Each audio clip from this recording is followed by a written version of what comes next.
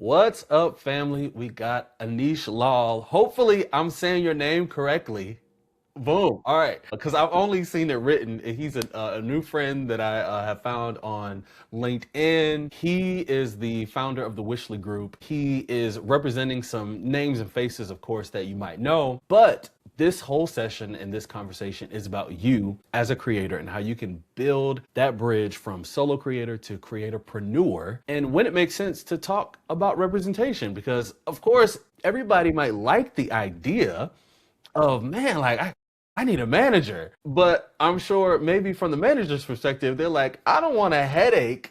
So in order for us to make sure that we are engaging at the right time, we're gonna make sure that from the manager's perspective, we see what are they looking for. So that way, when they engage representation, things are exponentially better and they don't find themselves hitting roadblocks. So without further ado, Anish Lal, welcome to Combo Room. Thanks for having me, Mark. I really appreciate it. I think this is it's a big topic. I get asked about it all the time. When should we get a manager? When should we get an agent? What's the difference between the two? All those types of things. I'm happy to unpack it today. Whatever you want to talk about. Awesome. So first, I want to hear about your passion. How is it that you got into this space? So then that way people can even understand before we get to the work, like who is the person behind the scenes that makes all of these opportunities happen? Like what kind of personality do you have? What drives you to do this kind of work? No, I appreciate it. We rep about 50 B2B creators. We're running about 130 campaigns a month with 100 B2B brands.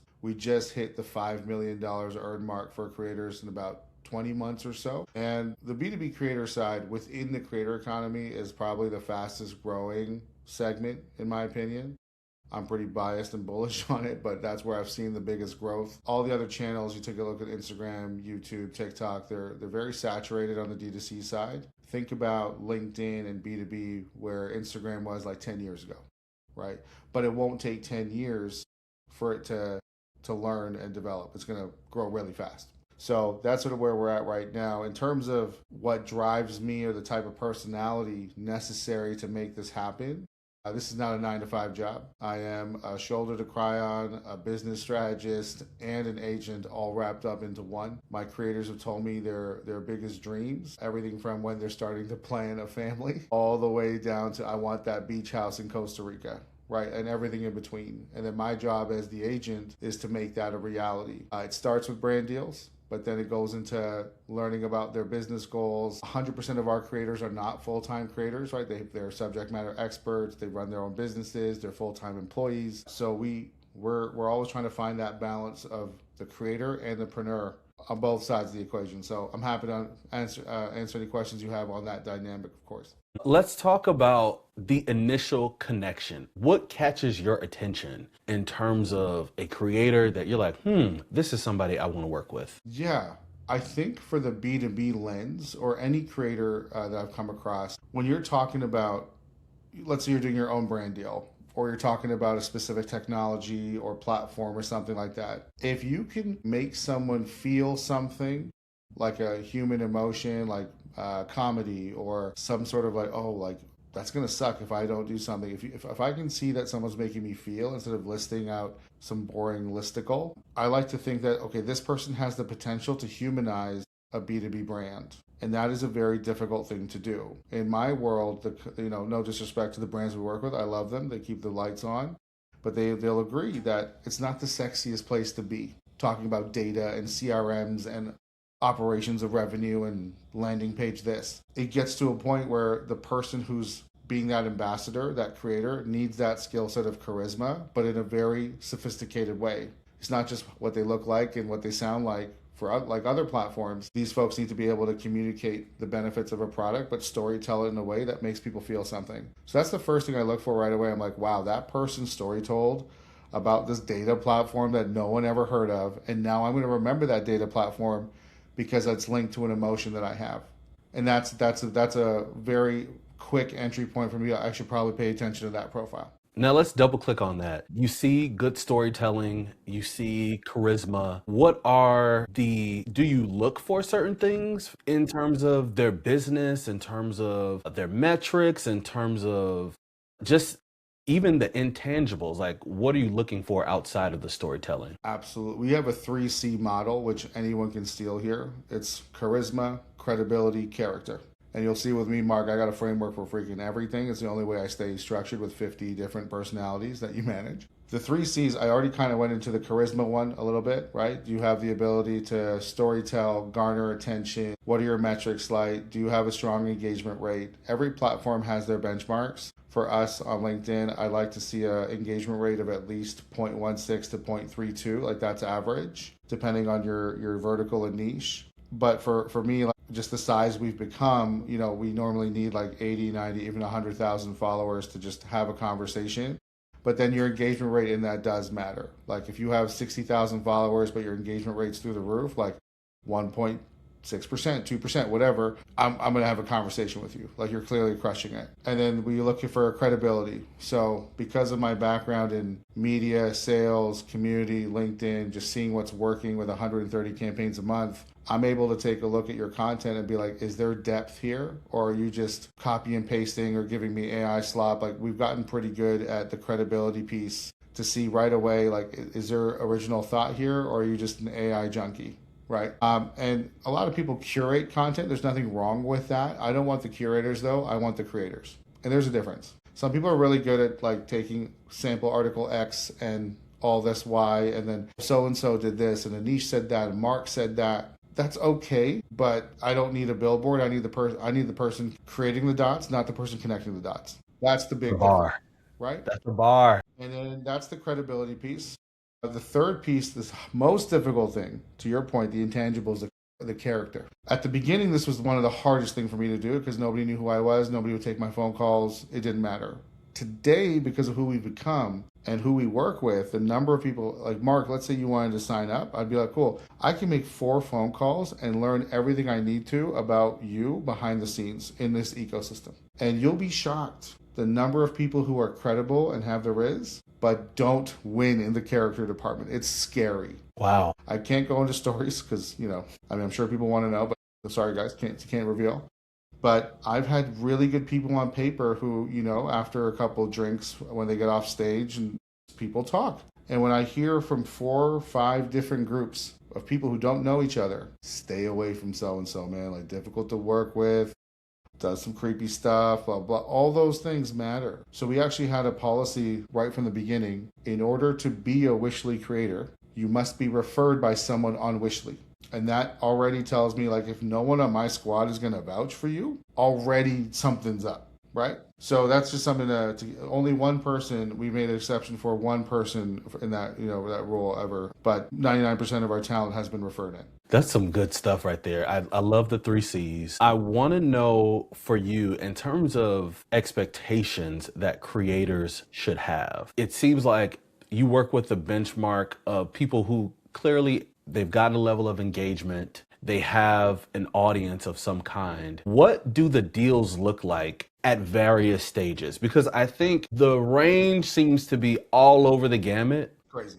But I do think that for creators and brands to operate in good faith and have a level of trust in those early engagements, sometimes you do have to get over the hill of like, am I being taken advantage of? Or is this competitive? Or we don't want to come in too low if you're coming from the brand's perspective and we don't want to be insulting, but our budget is our budget. What do you feel like is a good metric to use in terms, or I won't say metric, or a good baseline to use for each stage of growth? How should creators be looking at the money per se when it comes to deals? Yeah, I'll give you everyone listening, this is transparent. Like I study this data inside out because of everyone we rep. Now we normally rep the top voices or category leads, but we are also privy to what some of the smaller and nano creators are earning. So I'd say from the 0 to 30,000 mark, this is the law of averages, folks. So take it with a grain of salt. There's a lot of creative deal making to be had. You're looking at anywhere from $1,000 to $3,000 for a post, depending on who it is. Then the next octave above that, I'd say, is your 30 to, let's call it 60,000, 30 to 60,000 creator followers.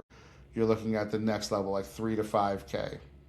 And then at the 70 to let's call it 100,000 mark, I'm seeing, let's call it four to six on average. And then 100,000 plus, let's say 100 to 200,000, 100 to 250 even, you're looking at 5 to 8. And then it goes up like that. I've got some folks who have 500,000 followers who get paid 7 to 9K just to post. I've got a creator who gets 25K for a post. It depends on who they are in their niche as well. So supply and demand applies to the whole gambit. So if you're like the only ABM marketing person and there's like 4 of you, let's say you're one of 4 and you're like the go-to of the 4, you're going to command a higher price irrespective of your follower count. And then if you're, I'd say the sales influencer is probably the most common nowadays on LinkedIn in the go-to-market space. That whole vertical is seeing a bit of a reset in pricing because of the sheer volume. So if you're like one of the 4 practicing CROs who's also a content creator, you get a special rate. If you're an individual contributor, different story because there's honestly 100 of you now, right? So there's all those dynamics at play, but that is the average. I wonder for someone who's trying to find their niche, find their area of dominance, where do you feel like the future of B2B influencers, thought leaders should be focusing their attention? For finding the niche or which niches will be the best? Well, I'm hesitant to just chase a bag because I feel like the trends are what they are, but let's just say if you need to find a place to anchor, like for a lot of folks who are corporatepreneurs and they might find themselves needing to focus on a topic to then perhaps branch out later. Where would you advise early stage creators to focus their content and all of their attention right now? Yeah, my rule to my creators is the closer you are to the money, the more money you can earn. So if you're talking about go-to-market practices like sales or marketing, the technologies that those brands and technologies want to invest in are going to be higher ticket than, let's call it, job hunting. I'd say the HR career space is probably the least lucrative in brand deals. You're looking at people with hundreds of thousands of followers on LinkedIn because it's the number one topic. But you also have the most creators on LinkedIn outside of the go-to-market space are talking about career, how to find a job, and personal branding. Here's how you can grow on LinkedIn and your whatever. Those are the most difficult to monetize. Predictable revenue-wise, the most difficult to monetize. You're going to get a lot of one-off deals, but the brands that want to monetize in that sector, for example, they're going after job hunters. And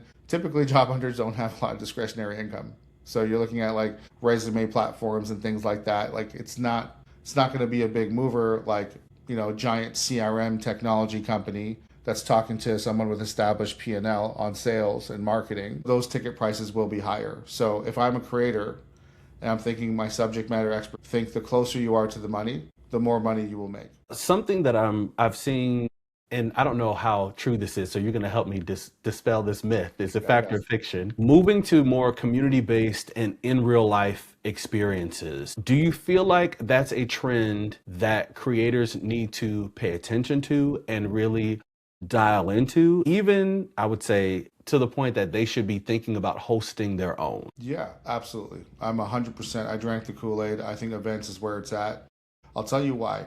So if you look at the stats, just objectively, last year, 1 to 3% of the creator economy made 6 figures. This year, that number is expected to double, if not triple. So all this means is that we have way more people and way more money coming into this space, whether you're B2B or not. This is for the entire ecosystem. So when I take a look at the volume of B2B creators coming in every year, the volume of agencies being built, the volume of dollars coming in, this is now going from creator economy to just economy, right? And when that happens and you hit that tipping point, you are now competing with every other creator in the game. So the only way to stand out, like any other industry, any other thing that you might be selling in the past or whatever, this is the same market dynamics applied to the creator. You are now inventory. I hate to say this, but you're now inventory competing with other inventory. I'm talking very profit and loss thinking. The CFO signs off, does not give a shit about you. Cares about how many impressions reach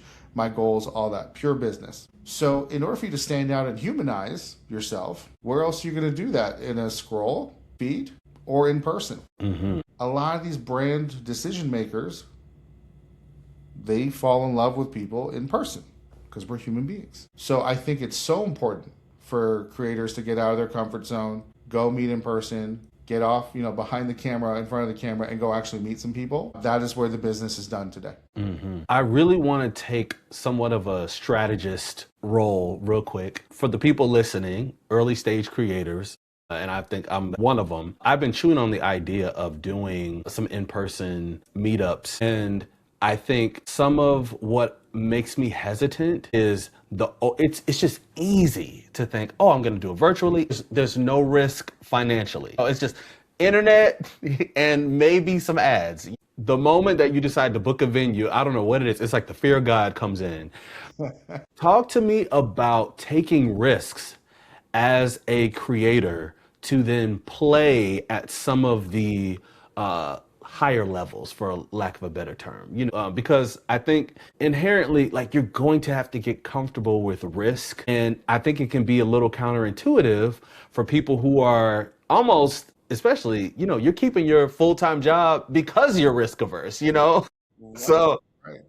how do people navigate doing that, like taking that risk and moving toward, like, making some big swings on whether it be in-person events, Mhm. even going to conferences on your own dime to make those connections, speak to that. Yeah, honestly, I wish I had like a big poetic answer for you. It does come down to mindset and risk versus reward. This is not a new concept to the human race.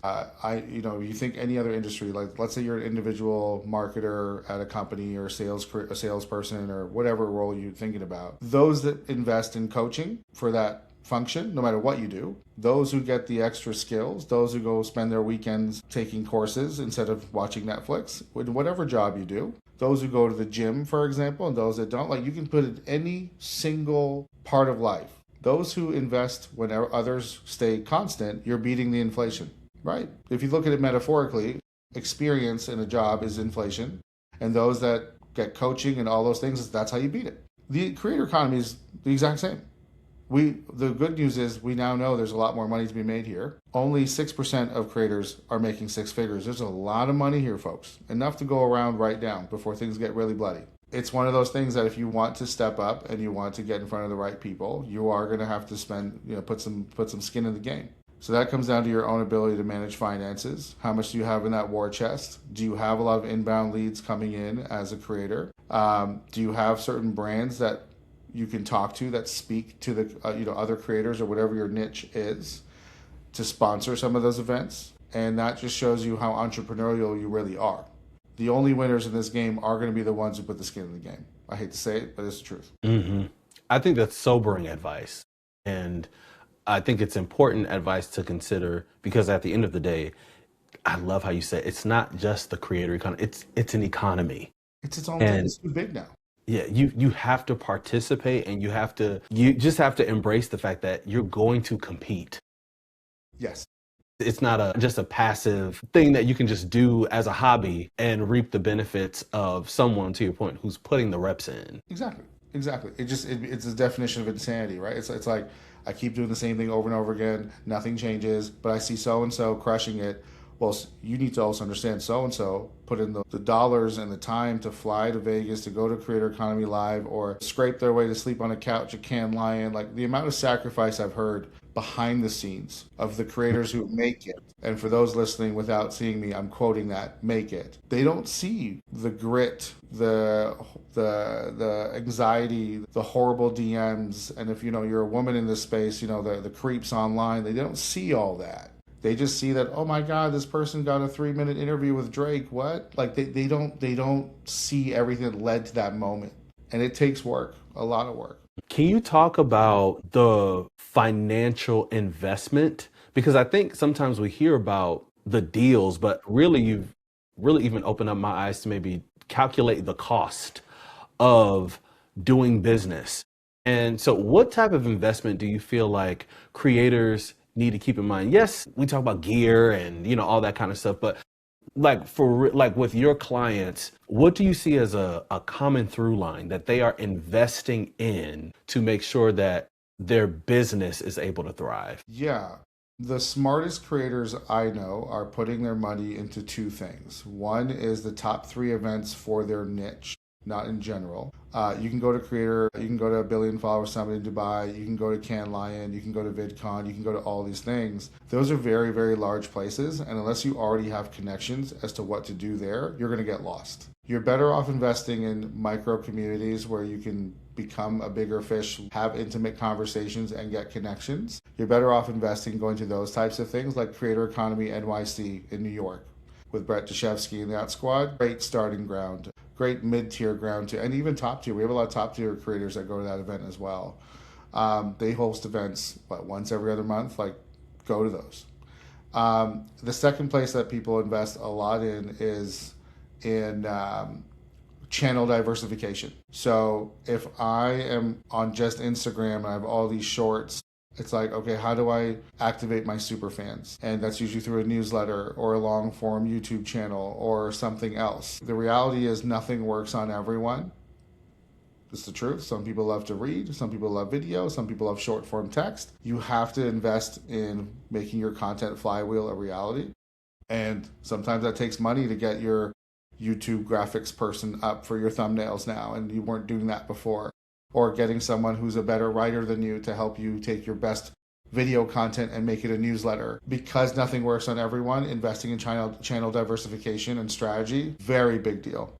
Because then you're not beholden to one person's algorithm. Do you feel like there is a golden rule for channel diversification, especially with someone who's handling representation? You talk about the engagement rate. Is there a channel that you prefer over others? Could get me in trouble. I'm LinkedIn first. I'm bullish on LinkedIn. I just think that's the place to be if you're B2B. I do believe that long form YouTube is where you're gonna nurture and activate your loyalists, your super fans. I always want creators to think about they have their general population, they have their repetitive population, people who like get familiar with you as they go through the scroll. Then you have the people who's like actively seek you out, and then you have the people who will just like die for you. They feel like they know everything about you. They'll subscribe to your newsletter. They'll come up to you at conferences and say, "Can I get a picture? Oh my God, your content changed my life." There's a couple of stages there for your creators, for your followers. And if you're a smart creator, you're thinking, how do I activate more super fans? They're the ones who are going to buy for you. They're the ones who are going to connect you to other people. They're the ones who are going to ask you to come speak at their events. They're the ones who are going to put their neck on the line to get you stuff. So how do you activate more super fans and take care of them? If your channels are not doing that, that's where you need to activate. I'm curious, do you feel like creators should be monetizing early on when it comes to digital products? And if yes, then I would really like you to talk through pricing, because I think that that is something that creators, especially I've noticed female creators, chronically undersell or underprice themselves. And I think that someone like you could really give some level of authority and confidence to, obviously the quality of the product matters, but just a general baseline, like where should people be thinking of pricing their digital products and their offers to their communities? This one is super complicated, so I'm going to break it down in like a baseline. And then there are nuances to this, folks, so bear with me. I usually get like digital products, courses, communities, cohorts. Those are the big areas that you as a creator can monetize. You can build courses, you can host communities and have those weekly, group coaching calls or whatever. And then you have your cohorts. It's like more project based. Like I'm going to bring 10 people on and do an accelerator and then keep doing that 20 times in a year. And then you have your digital products. So once you have that's the first paradigm. The second matrix to sort of think about is DIY, do it yourself, done with you, done for you. These are the three dimensions of how a creator can spend time with their community. The do it yourself is like, here's my package, here's my playbook to do this. You can buy it for, I've seen anything from $99 all the way down to $20. It just gets people into your realm to test you out. Then you have the done with you, which is The creator gives their time to a whole group of people.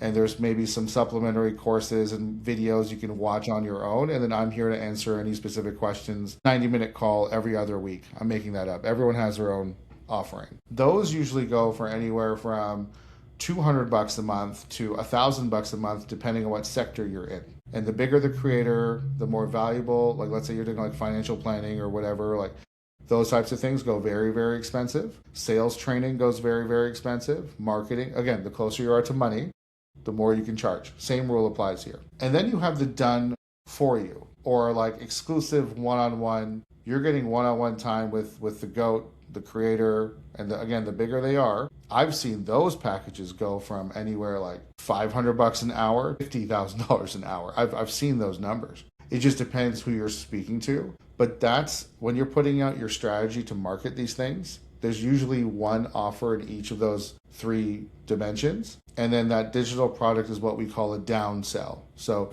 people usually get that middle offer. It's like, I can't afford, that much per month or whatever. All right, well, how about you start off with this course or digital asset for $50? And then the likelihood of people upgrading and upselling comes from that pool of people who already spent money with you. So that's a quick 2-minute, 3-minute breakdown of how most creators think about digital products. Now, we were cutting out just a little bit, but thankfully, because of Riverside, I think we're recording locally. But needless to say, there's so many gems that you just dropped within this particular section. I think that it cannot be understated. You said there's a whole lot of nuance here, but I think it's so good the way you just laid out. You talked about frameworks earlier, and you gave us some good frameworks to think within. Yes. And I think that is going to be super helpful for people to at least pick one. I think this is even the spot that I'm in. Pick one area to conquer. Yes. And then if you see some traction or you feel like you need to pivot, then okay, let's move. Maybe we're starting off with the DIY. Let's see if we can get some people to respond to these playbooks and respond to these lead magnets. And then we can do, maybe a one-to-many approach. Build a wait list saying, hey, I noticed you bought this. Clearly you have a problem to solve in area 1, 2, and 3. It turns out there's 50 of you that feel this way. Mm-hmm. I'm starting a cohort of 15 people that I'm going to personally walk through my 4-week boot camp. Made that up, but that's an offer. I think I want to at least touch on, because I think now it's inescapable that alignment is so important for creators. And before we go, I want to know, like, is there a conversation that you have with any of your creators, perhaps about balancing their authenticity, but being clear or maybe even ambiguous for some about their allegiances? One I can think of as hot button, obviously right now politically. I mean, we're looking at, you're from Canada, I'm from the US, hockey teams going through it right now. But I think outside of that, like, we look at some of these activations that have had both success and blowback for some. It may not be as volatile in the B2B space, but I wonder, are buyers evaluating the brand affinities, or, checking who you follow and, checking what you're commenting on before they decide to align with a creator? Well, every day. Any brand that's doing due diligence will look at all your channels, by the way, especially if you're doing like a multi-month long-term strategic deal. So just because I'm pitching someone's LinkedIn, I get this all the time. Hey, so-and-so's Instagram says, like, oh my God, what did they just say?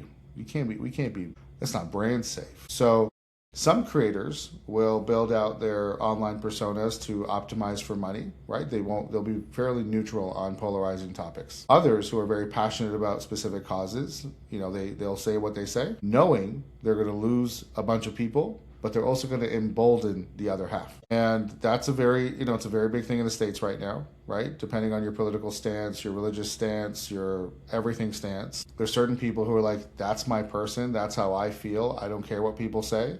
And then that's no longer my person, they don't represent my values. And the more you play to the more sides you take, you do get deeper with the group that's already on your side, but you do also alienate There's certain brands that will spend with you and certain brands that won't. There's certain no-go topics, like I think race, religion, anything like that. When the moment you hit any of those topics, generally brands will be like, we're not supporting you either way, no matter whether you're going left or right. It doesn't matter. We're just not touching that. Do you feel like there is, I like the mantra that you talked about, the closer to the money you are, the more money you can make. Is there a mantra that you give to your clients and or creators that stick with them before they decide to post something? Or is it just kind of like, hey, this is the lay of the land, do with it what you will? It all comes down to their overarching goal. So some people create content for impact. Some are creating content to pay the bills. Some are creating content because something new happens in their life. It started at impact. Most creators start with that impact, and that's how they amass their following. But then they get married. Then they have kids. Then they have real life bills and expenses that come up. And then at that point, you have to make business decisions. And where you tread that line really comes down to your personal goals. It's like, if I want that beach house in Costa Rica, because there is a lifespan of how long you can be a creator, right? There is a lifespan to it. He's like, I only got 5 years left in this game, 2 years left in this game. I'm getting tired of recording content every single day. I got kids now, I got this, whatever. At that point, you got to make some business decisions for yourself. It is a very real conversation that creators have. I call it the creator's conundrum, right? And you are affectionately called the Jerry Maguire of LinkedIn. So I'm curious, as any representative of a pro athlete, you talked about that lifespan. I really feel like I have not heard people really speak to that. Give somewhat of a synopsis of what you feel like is an honest conversation around the lifespan of creators that you feel like people are not having. Yeah, the creator burnout is real. Like, you're constantly on. You're constantly on. So when you look at careers, right? Like, you might work a 9 to 5, you go home, you get to recharge, rest. That's the normal life. We all did it. We've all done it. But when you're a creator, you're constantly in the DMs, you're constantly looking at your numbers, you're constantly comparing yourself to others. You're dealing with insecurities, you're dealing with rejection, you're dealing with that polarized topic stuff we talked about. Like, I can't believe you didn't say this. I can't believe you did say this. Like, you're always damned if you do, damned if you don't. Then there's the travel, the brand deals, the renewals, lack of predictable revenue. People think it's like a glamorous profession, and there are parts of it that are super fun and sexy, right?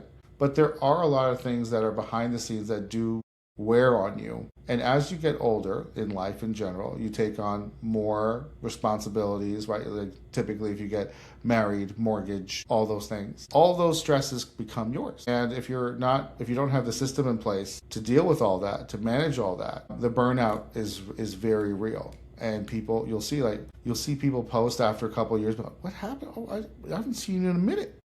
What happened? And then as you get older, this is something I talk about creators all the time. They're like, Anish, if I don't post, someone's going to take my spot. There's only so many people in this game at this level, in this niche or niche, whatever, that, I gotta hold the throne. Otherwise it's gone. And I worked so hard and long to build this category. I'm not about to give it up. That's where the business, you gotta be smart with the business. Where's your money been going? How are you going to build passive income streams? How are you going to scale your preneur side, not the creator, the preneur side? How does the preneur side start working for you? And that's something a lot of creators don't think about. And good managers will always think about that, saying, hey, like, you're making all these decisions, but how are you building wealth for you and your family? Hey, that one deal, yeah, it seems like it's great because you made a couple G's, but like, it's going to cost you here, here, and here. Screw it. Those are things that I talk about with my creators almost daily. Now, I want to talk about legacy as we wrap up. I want to hear about like what you hope your team, your family, people you worked with, what they say about you when you're not in the room. You're still a young guy, so we're not gonna act like we're talking about this when you're dead and gone, all right? But that piece of legacy, but also I just love how you open that up about like legacy for creators, because I really feel like, if you are a songwriter, your catalog has the potential to, even have a bump even after you pass away and people rediscover your music and all that. Right now, creators, particularly if you're on the content side, I would imagine when it comes to, be and how information changes. So it's not like people who bought a course 15 years ago are going to try to rediscover it and watch it again. Maybe, Who knows? depending on the topic. But how can creators start thinking about ownership and think about ways to develop IP and is there something that you feel like is something that's untapped that you feel like creators should just be paying attention to and investing more in to create that stream of revenue? Oh man, there's so many ways to unpack that question, and it all does come down to your skill set, your subject matter expertise, and what your followers and super fans value you for.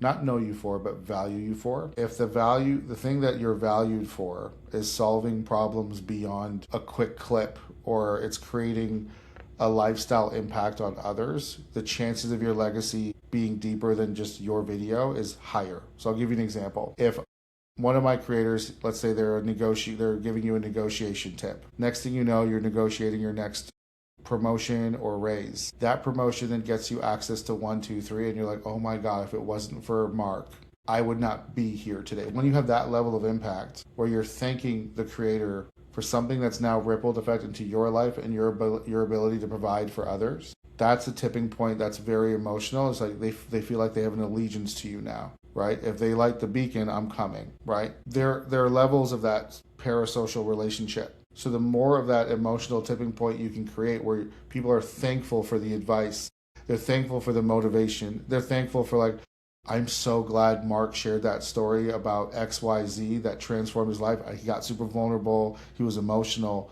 but shit, I was going through that too. And I needed that because I was in a dark place. It doesn't have to be that dramatic, obviously, Mm-hmm. but it can be from there all the way to the negotiation professional thing and everything in between.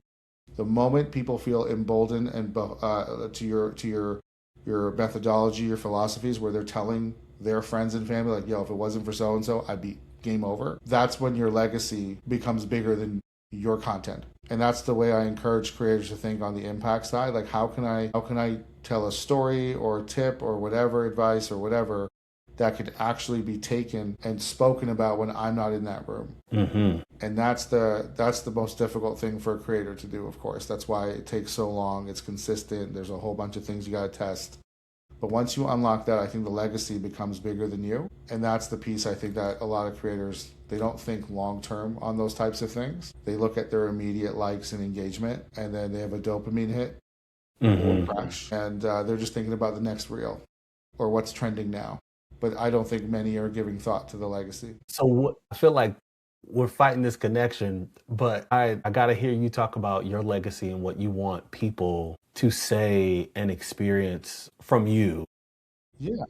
and what you want them to say about you when you're not in the room. There's two things, right? For me, I just want them like, does Anish have my back unconditionally? I think that's a big one because that's what creates the trust and, respect and my reputation in the market. Sure. The second thing is like, did he materially impact my life in one of those ways that I just talked about? Did he allow me and my family to do something that we didn't think was possible?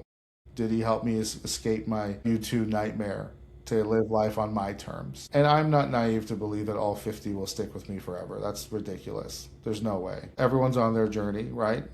Maybe one day somebody gets big enough to join one of the more established talent agencies, or you never know, right? All those things. And I'm just like, cool, man. We all have to graduate and figure things out at certain points.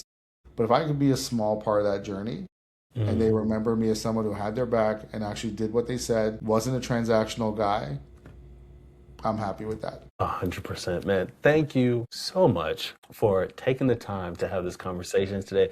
We powered through the sketchy Wi-Fi from being on the road.